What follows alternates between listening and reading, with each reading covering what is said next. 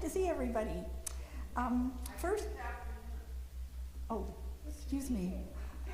Good afternoon. It's still great to see everybody.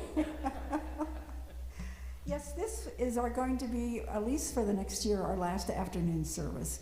We're moving to 4 Sundays a month now in the morning. And that was a result of our survey we did recently. Okay. Before we start the service, we have announcements. Does anybody have an announcement they'd like to make?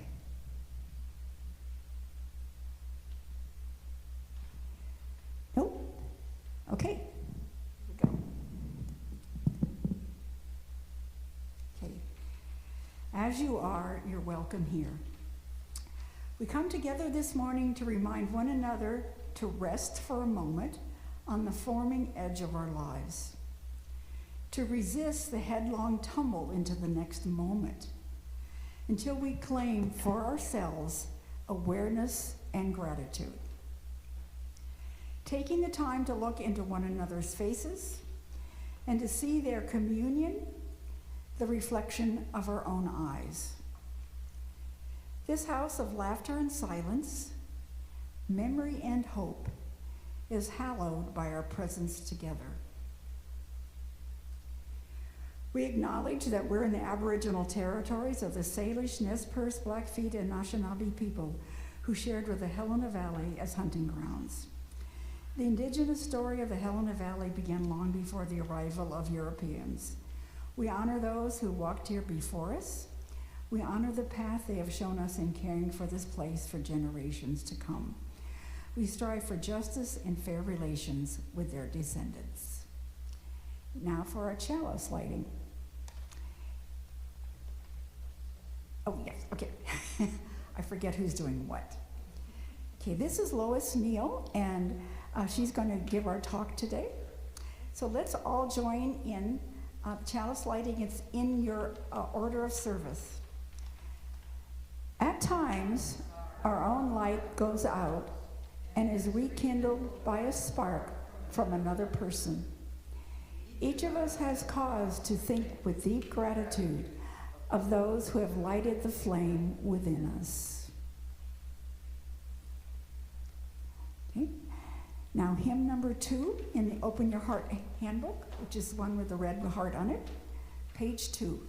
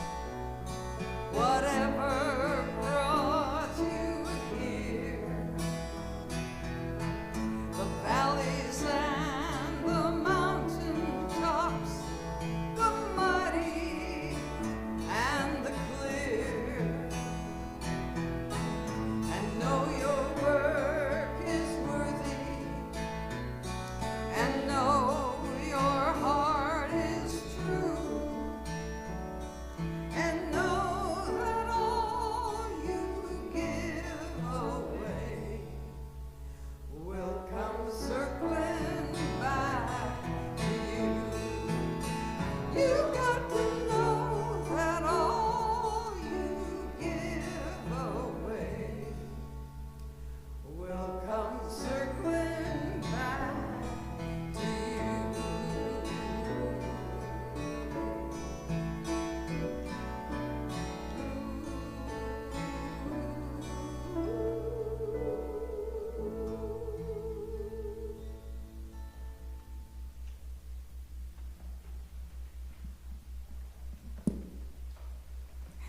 Thank you, Judy.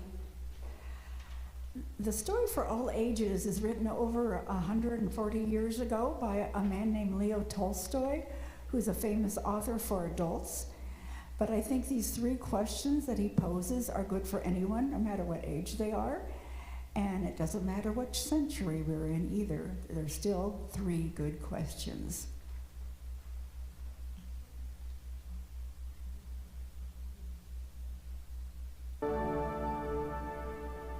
Hi, welcome to Storyline Online, brought to you by the SAG-AFTRA Foundation.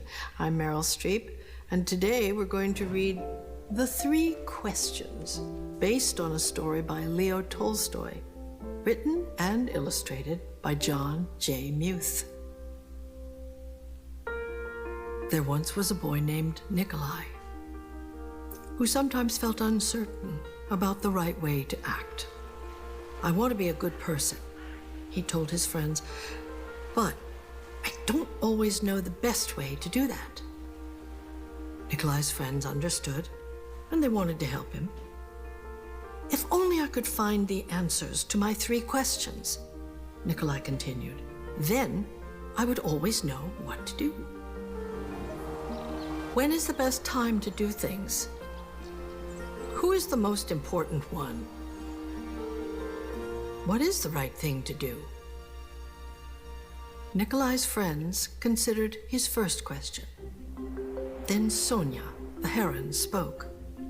To know the best time to do things, one must plan in advance, she said.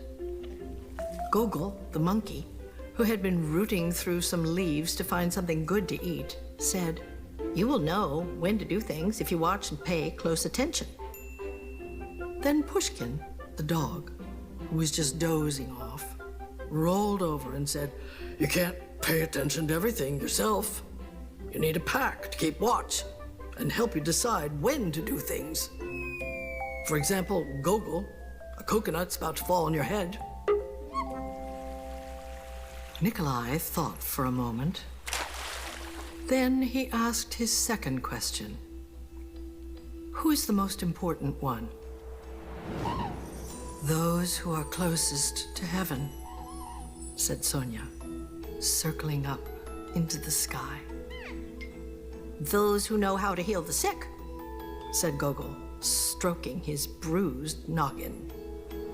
Those who make the rules, growled Pushkin. Nikolai thought some more. Then he asked the third question. What is the right thing to do?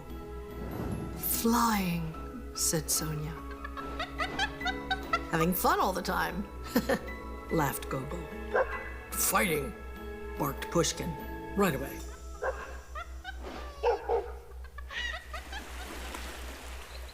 Then the boy thought for a long while. He loved his friends. He knew they were all trying their best to help him answer his questions, but their answers didn't seem quite right. Then an idea came to him. I know, he thought. I will ask Leo the turtle. He has lived a very long time. Surely he will know the answers I am looking for. Nikolai hiked high up into the mountains where the old turtle lived, all alone. When Nikolai arrived, he found Leo digging a garden. The turtle was old, and digging was hard for him. I have 3 questions, and I came to ask your help, Nikolai said. When is the best time to do things? Who is the most important one? What is the right thing to do? Leo listened carefully, but he only smiled. Then he went on with his digging.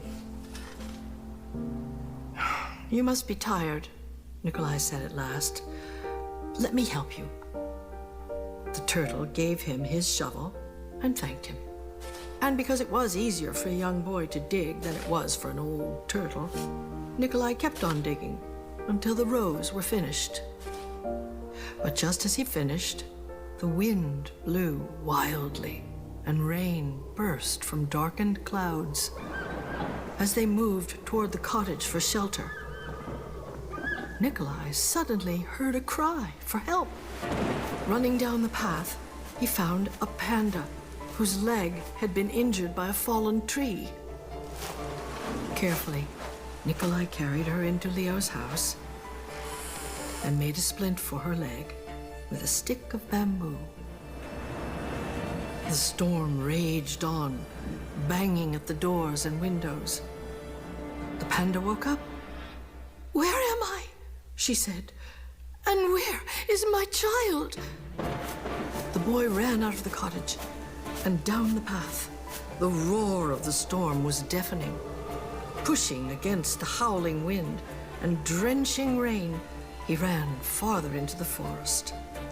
There he found the panda's child, cold and shivering on the ground. The little panda was wet and scared, but alive. Nikolai carried her inside and made her warm and dry. Then he laid her in her mother's arms. Leo smiled when he saw what the boy had done.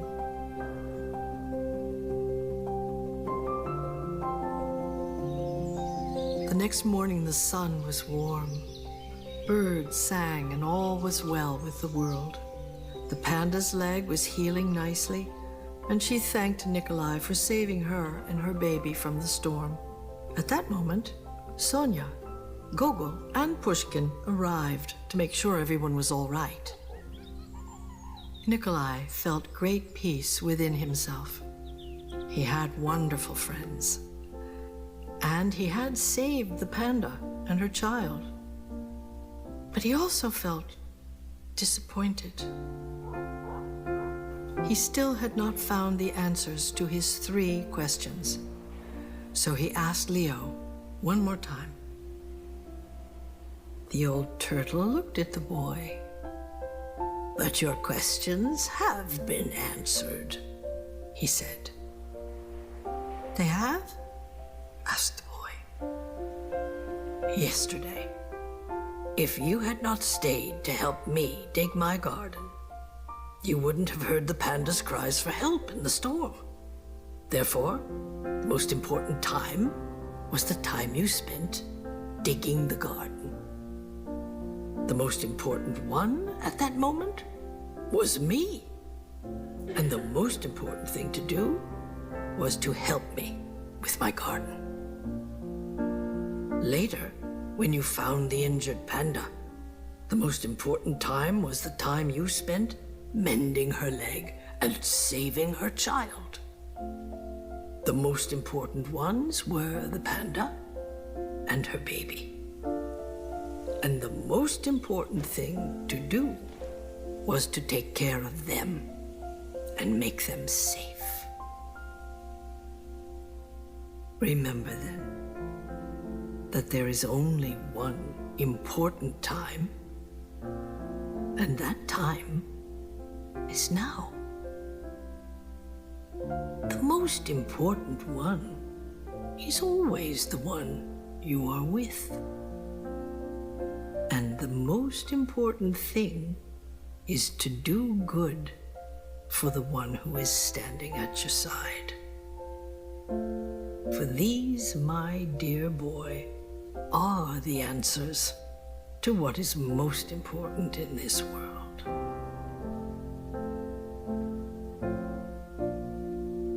This is why we are here.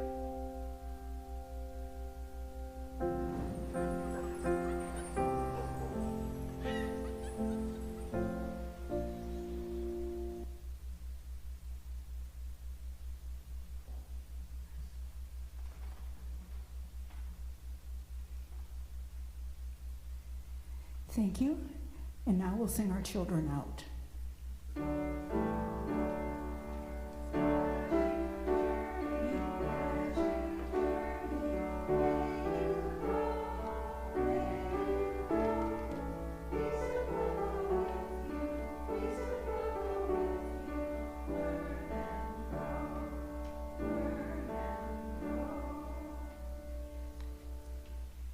Thank you for your gifts this day and for all the gifts of action that make this community possible.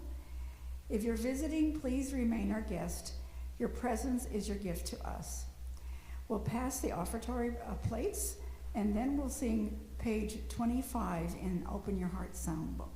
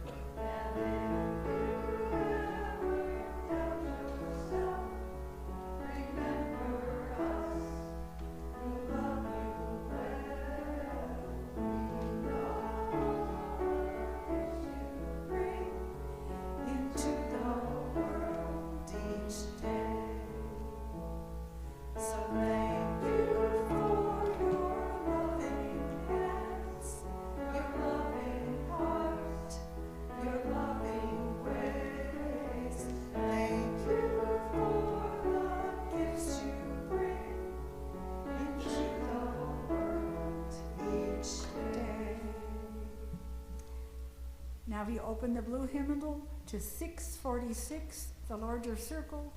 My daughter Meadow Swanson, Gary's daughter too, will lead us in the responsive reading.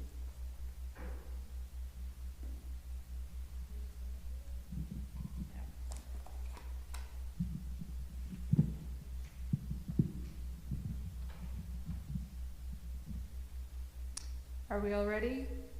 Yes. The larger circle. We clasp the hands of those that go before us. And the hands of those who come after us. We enter the little circle of each other's arms. The larger circle of lovers, whose hands are joined in a dance.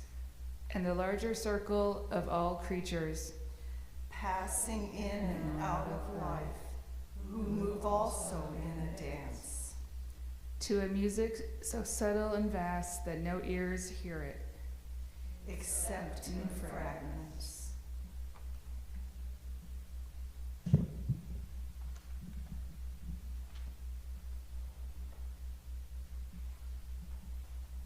Thank you. Please stand as you're willing and able for Psalm 108. My life flows on an endless song, and Karen is going to be our cantor.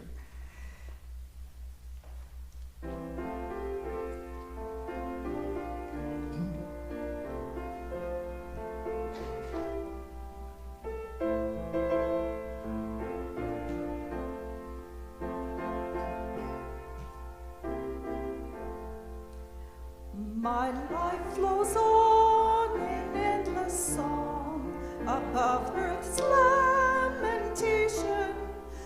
I hear the real, though far off hymn that hails a new creation. Through all the tumult and the strife, I hear the music ringing. It sounds an echo in my soul. How can I keep from singing? What though the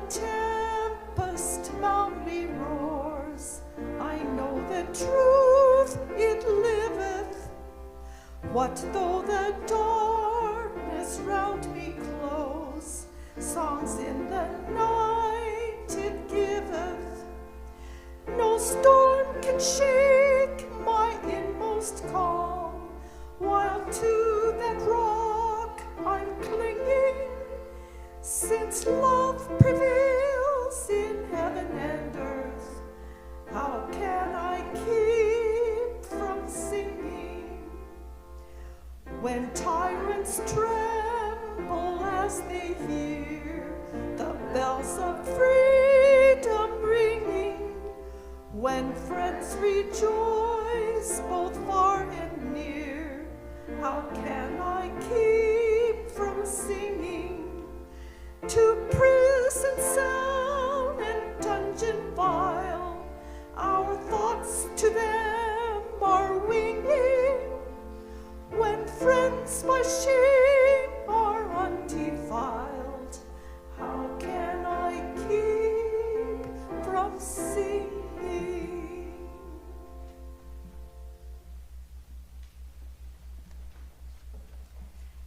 Lois Neal will present our message for today, and she's a longtime Helen. And what do you want me to say about you, Lois? Okay. Okay.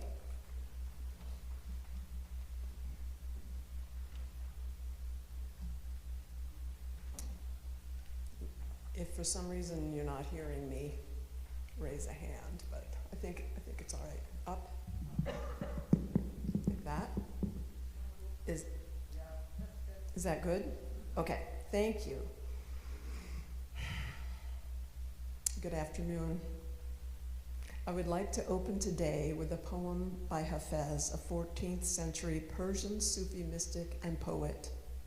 It is called A Great Need. Out of a great need, we are all holding hands and climbing. Not loving is a letting go. Listen, the terrain around here is far too dangerous for that. We are living in dangerous times. We're being torn apart by politicians, journalists, and media. It is happening on all sides of the political aisle and being magnified by our reliance on the internet and television. I have friends who are following the breadcrumbs into a vortex of fear, and others who have their heads in the sand, avoiding the trajectory of our country and our world. I can empathize, but those techniques are based on fear, not love, and hence not helping them or our planet. I believe the most important thing we can do right now is to love more, love better, love harder.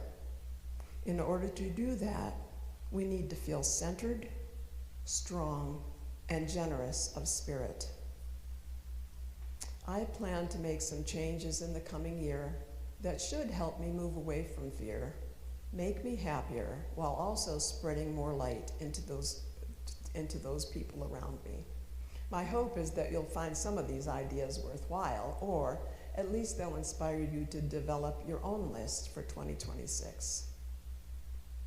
One of my aims is to seriously limit screen time. Screen time is most often simple avoidance. It separates us from each other and from simply being present to ourselves. It plays into our fears and is as addictive as a slot machine. And similar to a slot machine, we come away sadder, yet seeking the next hit. Use of the internet is also changing the neuroplasticity of our brains. The jury is still out on how that will affect us in the long run. In an article from Net Psychology called Neuroplasticity and Internet Use, How Digital Life is Rewiring Our Brains, the author, Octavia, says this. A 2021 study published in Nature Communications found that even the mere presence of smartphones reduces the available cognitive capacity and impairs attention, regardless of whether we have the notifications enabled. This brain drain effect occurs because part of our limited cognitive resources remains dedicated to suppressing the urge to check our devices. End quote. Still? Okay. Can you hear me now? Okay. Harvard professor and happiness expert Arthur C. Brooks wrote an article called "You Need to Be Bored, and Here's Why." This is an excerpt from that article. My colleague in the psychology department here at Harvard, Dan Gilbert, he did experiments where people had to sit in a room for 15 minutes with instructions to do absolutely nothing. And there was nothing in the room to do, except there was a button in front of them that they could push. And if they did, they gave themselves a painful electric shock. Sit there bored or get a shock? A big majority of the participants gave themselves shocks instead of thinking about nothing. We don't like boredom. Boredom is terrible. Why is boredom so bad? Well, because the default mode network makes us think about things that might be kind of uncomfortable. When you think about nothing for a while, your mind wanders and thinks about, for example, big questions of meaning in your life. What does my life mean? You could go to uncomfortable existential questions when you're bored. End quote. Our current situation requires us to ask big questions and to seek answers. It will be hard to find answers if our brains are scrambled. Brooks suggests simple ways to change our habits. Commute without the radio, leave the phone in the car when you go to work out or to go to the store, make your meals phone-free, leave the phone outside the bedroom, practice 15 minutes a day of no distractions, and take regular fasts from the media.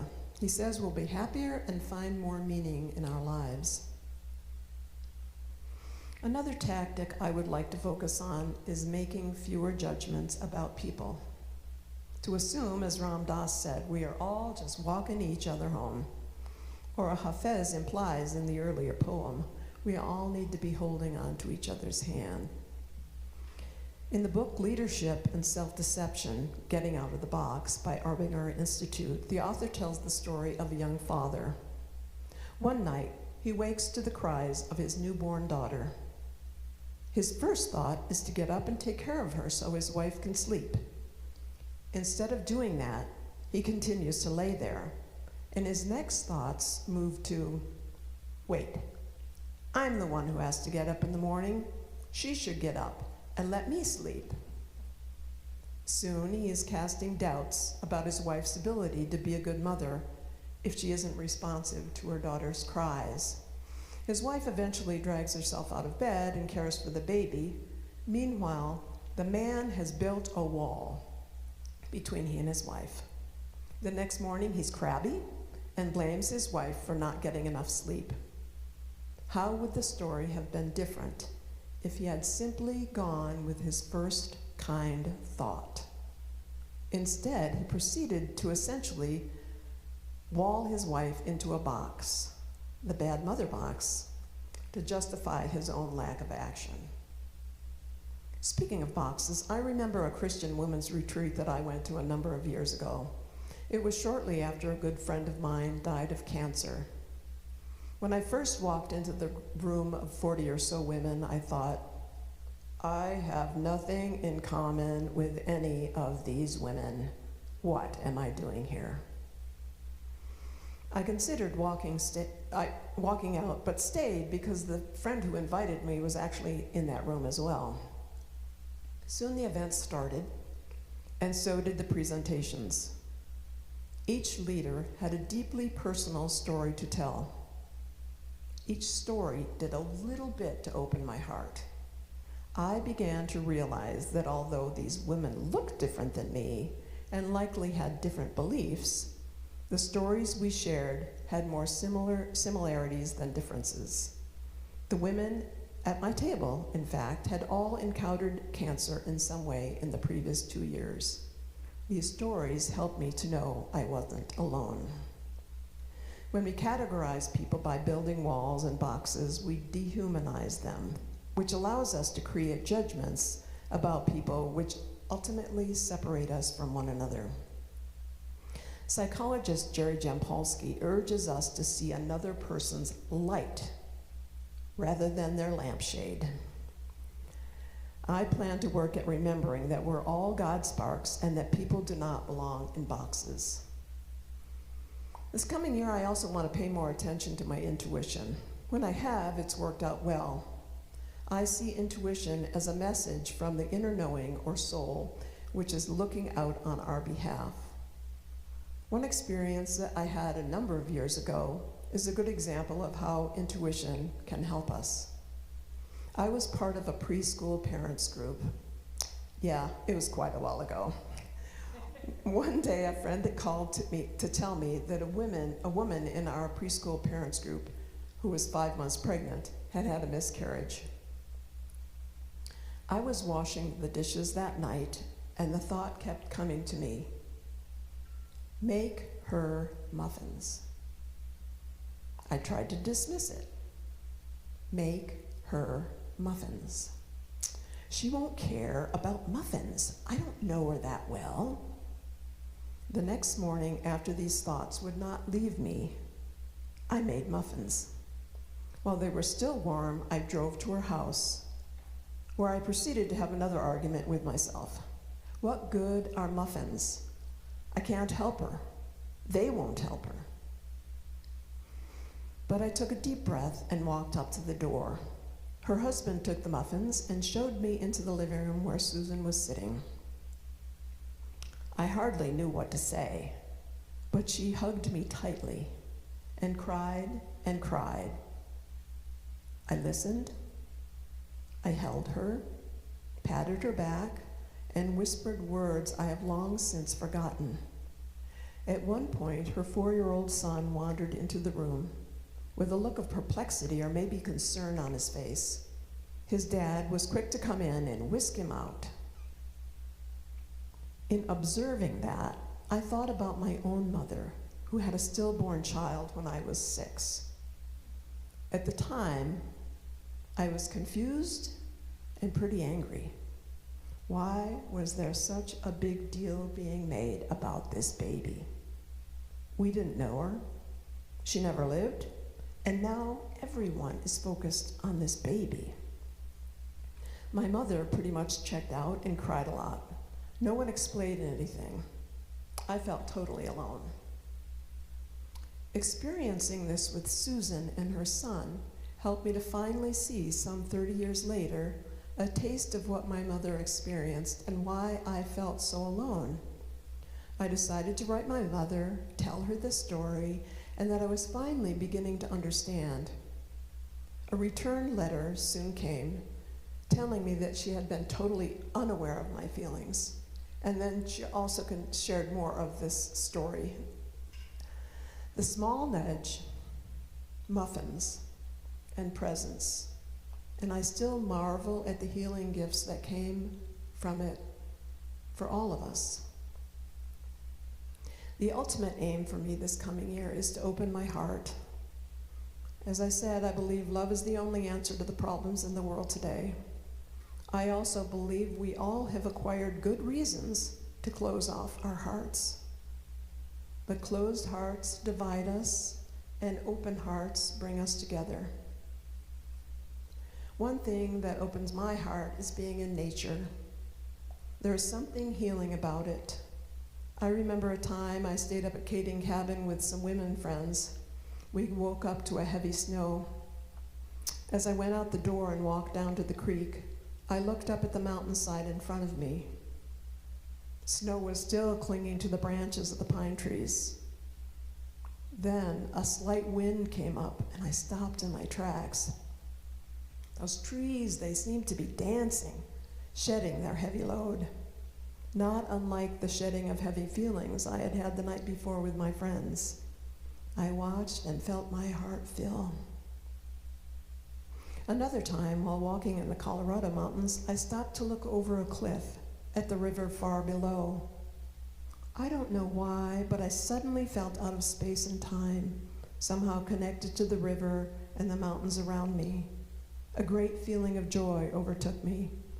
I can still see that river in my mind and feel that awe. These two images still open my heart when I recall them. Is there a scene you recall that brings you peace and opens your heart? Think about it. Another heart-opening practice is gratitude.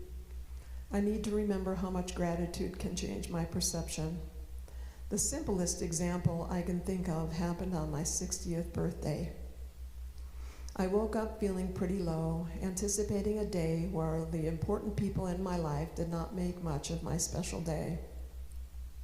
As I sat down to my journal that morning, I began my daily 5 things that I am grateful for.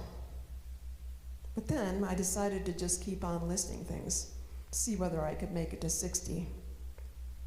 What sometimes had felt like pulling teeth became an adventure in visiting things I loved about my life. By the time I reached 60, I realized that I was joyful and energized. No small miracle. I plan to increase my daily list to 10, and I also want to write more thank you notes with paper and pen. When I take time to think about those who have meant something to me or done something for me, it fills my heart. I think people also like to hear about how they have helped others, so it's a win-win. The last way I plan to work on heart opening is to love harder. For me, that means more coffee dates or walks with friends who appreciate deep conversation. It means showing up for funerals when I can think of a million reasons not to. It means righting old wrongs. It means communicating more with my brother, who sits on the opposite side of the political spectrum. It means being more generous with compliments, encouragement, and possibly even making more muffins.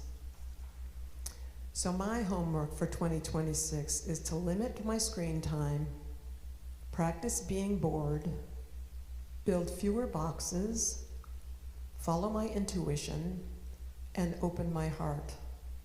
Hopefully, love will overshadow fear, and my actions will spread more light in this crazy world. I want to close with another poem by Hafez. It's called If God Invited You to a Party. If God invited you to a party and said, "Everyone in the ballroom tonight will be my special guest," how would you then treat them when you arrived? Indeed, indeed.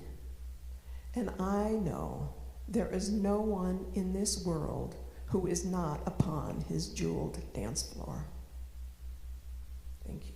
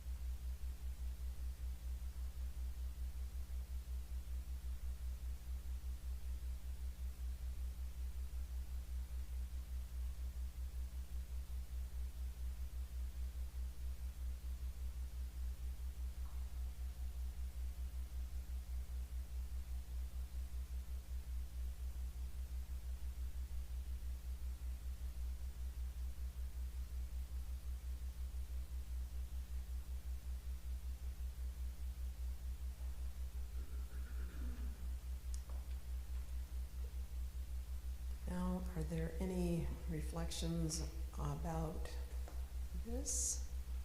Meadow will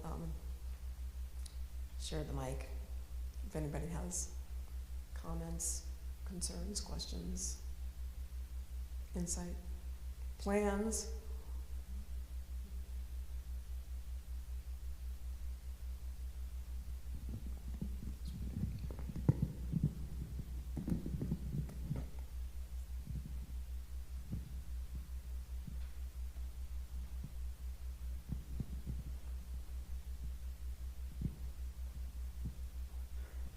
Thank you for the service. It seems like a wonderful intention is happiness, Ananda. And with the work in the bio-enviro-psychosocial, philosophical and or theological Panchamaya Kosha model, as a yoga therapist, the Anandamaya Kosha, the beloved, blessed, blissful spirit, it's the philosophy is daring to dream. Anything is possible, the possibility of peace. And biologically, there's a proficiency of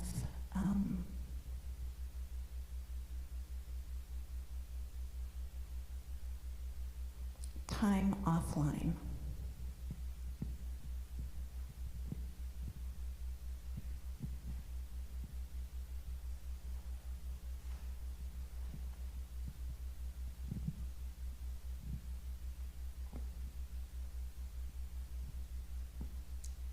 Anyone else? Okay,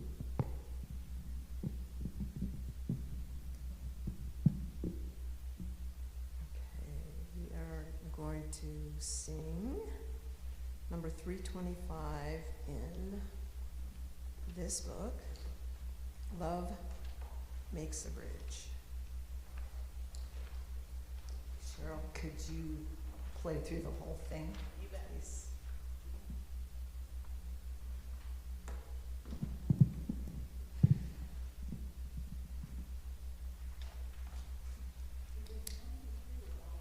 Sorry, 1 through 3, yeah.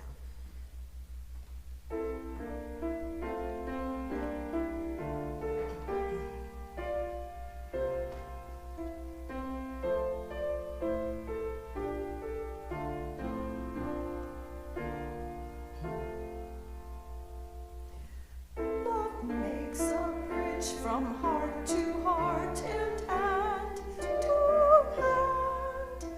Love finds a way when laws are blind and freedom banned. Love makes a bridge for each gender, class, and age. Love gives us wings to slip the bars of every cage. Love lifts the hopes that force and fear have beaten down. Love breaks the chains and gives us strength to stand our ground.